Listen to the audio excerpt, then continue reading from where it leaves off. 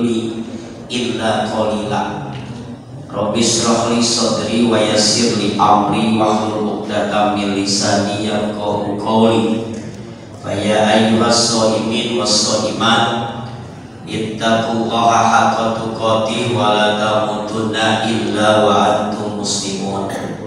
Innahu min Sulaiman wa innahu bismillahirrahmanirrahim. Ala ta'lu alayya wa tuni muslimin nasru minallah wa fadlun karim wa basyiril mu'minin. Sekalian jamaah sholat isya dan sholat tarawih Masjid Al-Ikhwan, wabil khusus segenap pengurus TKM Masjid Jami Al-Ikhwan yang tidak bisa saya sebutkan satu persatu, namun tidak mengurangi rasa hormat saya kepada mereka semua. Semoga mereka semua diberikan kesehatan zahir batin oleh Allah Subhanahu wa taala. Amin. Para asatid, para guru, para sepuh, para hujaj yang sama-sama hadir juga yang tidak bisa saya sebutkan satu persatu nama-namanya, namun tidak mengurangi rasa takdim dan mahabbah saya kepada mereka semua. Ibu dan bapak jamaah Masjid Al-Ikhwan yang sama-sama senantiasa dirahmati oleh Allah Subhanahu wa taala. Alhamdulillah pada malam hari ini kita masuk malam yang ke-20. 20. Berarti dihitung kita ya. Dari tanggal 1 sampai tanggal 20 ngelihat kalender mulu hitung. Biasanya gak dihitung itu. Sekarang dihitung, alhamdulillah kita masuk malam 21, berarti ini 10 besar.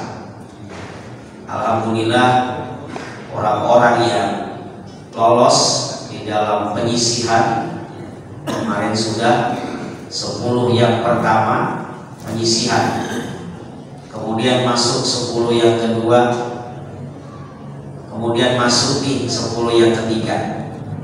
Mudah-mudahan kita semua masuk ke garis finish, amin. Masuk final dan garis finish sampai akhir Ramadan. Nah, pada malam hari ini yang bisa saya sampaikan, mungkin ada sebuah ungkapan yang perlu menjadi renungan bagi kita semua. Kelezatan atau kenikmatan beribadah hanya bisa dinikmati oleh hati yang sehat. Kelezatan beribadah hanya bisa dinikmati oleh hati yang sehat. Karena apa? Karena selezat apapun makanan akan terasa pahit jika dimakan oleh orang yang sakit. Betul nggak? Selezat apapun makanan itu akan terasa pahit kalau yang makannya lagi sakit. Betul nggak? Betul ya? Betul. Masya Allah ya. Bahkan ada yang lagi sakit gak boleh makan, tiba-tiba kan minta nasi padang itu ya. Berarti besoknya mau mati itu ya. Biasanya gitu ya. Biasanya itu mah, bukan hukum, itu mah biasanya. Nah, ibadah bisa kita nikmati. Nah, ini bisa kita merenungkan. Ketika ibadah itu kita rasakan nikmat luar biasa. Halnya seperti kita menikmati lezatnya makanan-makanan yang terhidang. Puasa menahan lapar, menahan haus. Begitu masuk beduk maghrib, Masya Allah, hidangan-hidangannya luar biasa. Dalam keadaan kita sehat, tidak sakit gigi, tidak sariawan, dinikmati luar biasa. Tapi ketika orang itu sakit, dia akan terasa pahit makan makanan yang terhidang itu. Maka ibadah ini akan terasa pahit ketika dilakukan oleh orang-orang yang mempunyai hatinya dalam keadaan sakit. Karena kelezatan itu, kenikmatan ibadah itu hanya dirasakan oleh orang-orang yang hatinya sehat. Maka di sini hadirin wal hadirat rahimakumullah, kita perlu mengetahui beberapa penyakit-penyakit hati, sehingga yang menjadikan pahit untuk pengalaman kita ketika kita beribadah, ketika kita melakukan kebaikan, ketika kita beribadah, itu akan terasanya pahit karena dilakukan oleh orang-orang yang hatinya sedang sakit.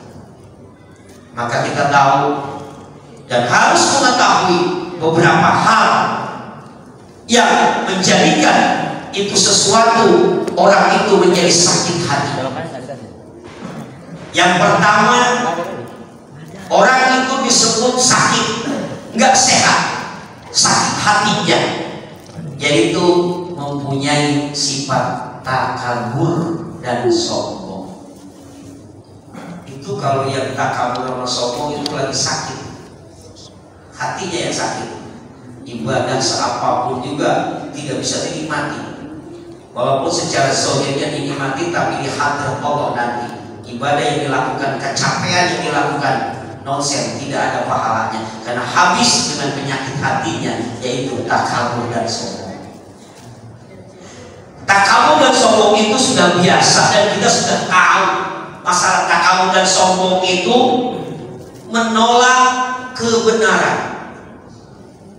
badrul haq, menolak kebenaran dan meremehkan orang lain, menganggap diri paling benar, yang lain salah, menganggap diri paling pintar, yang lain itu tidak tahu dan salah. Itu sombong dan takabur. Dan iblis yang tadinya menguasai surga, yang sebelum jadi iblis, karena sifat kesombongannya diusir oleh Allah dari surga. Surga tidak rela ditempati oleh orang-orang yang sombong. Surga gak mau, gak ridho orang-orang sombong bertempat padanya.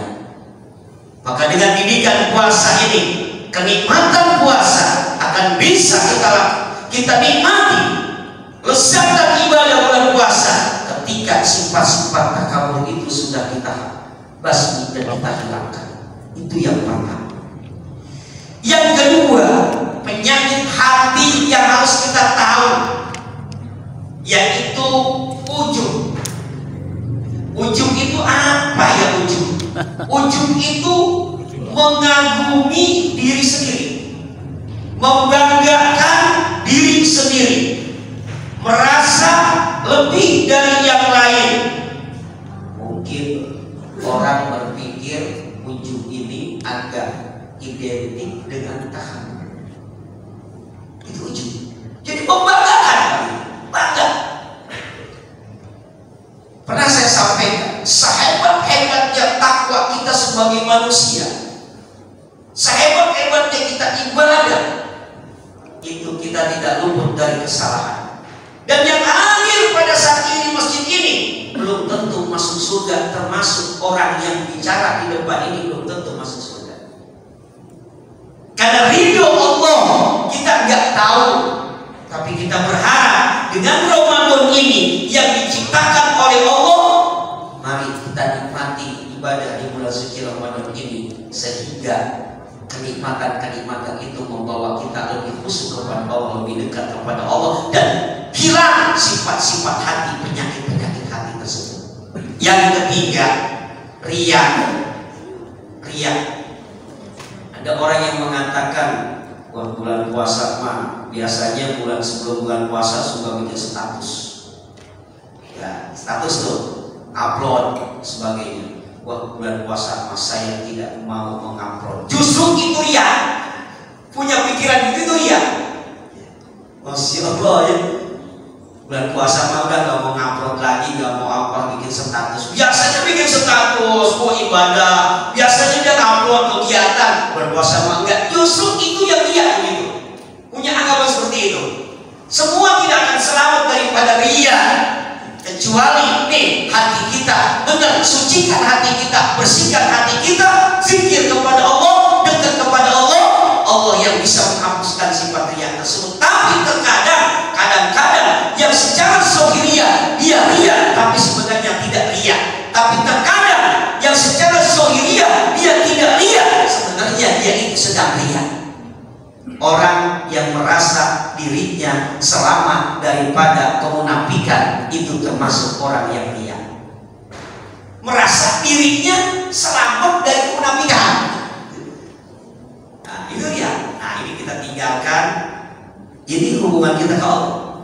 Kita tidak bicara orang di samping kita, di belakang kita, di depan kita. Ini langsung kita cek ke Allah. Karena puasa la'allakum tattaqun, kita menghadap ke Allah. Apalagi di 10 yang terakhir, ini malam yang 10 terakhir, ikum minanar, ramaikan, la taharrau, dinaskan semangat 10 yang terakhir, karena di situ kemungkinan besar akan terjadinya Lailatul Qadar. Ketika kita beribadah, menyembah ibadah itu, kita sama-sama tahu khairun min alfi syahrin, lebih baik daripada 1000 bulan satu ibadah yang kita lakukan.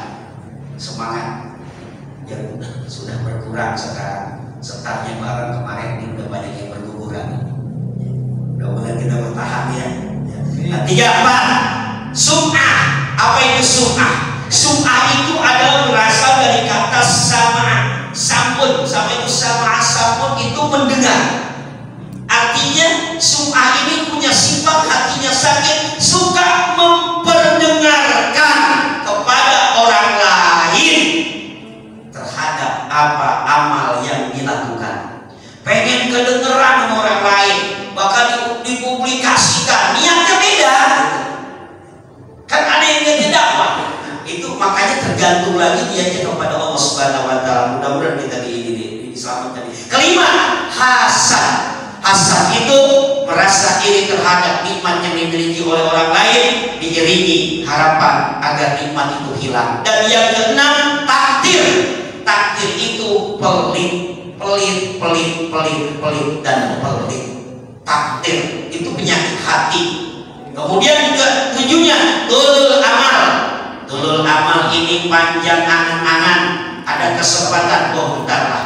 Kemarin 1 Ramadan, baru 1 Ramadan, masih ada 29 Ramadan. 10 yang awal masih ada yang 10 terakhir. Terus begitu berangan-angan sampai mati, itu ibadah gak dilakuin. Tulul amal, penyakit-penyakit hati. Orang-orang seperti ini tidak akan merasakan kenikmatan beribadah kepada Allah karena hatinya sakit. Seperti kita memakan satu makanan yang mana kita ini sedang sakit, rasanya pahit, nanti di hadapan Allah artinya apa amal yang dilakukannya tidak diterima di sisi Allah Subhanahu wa taala. Melalui momen Ramadan ini, yuk ini 10 yang terakhir, diantaranya obat penyakit hati yaitu tilawatil Quran. Perbanyak baca Al-Quran. Cukup ya?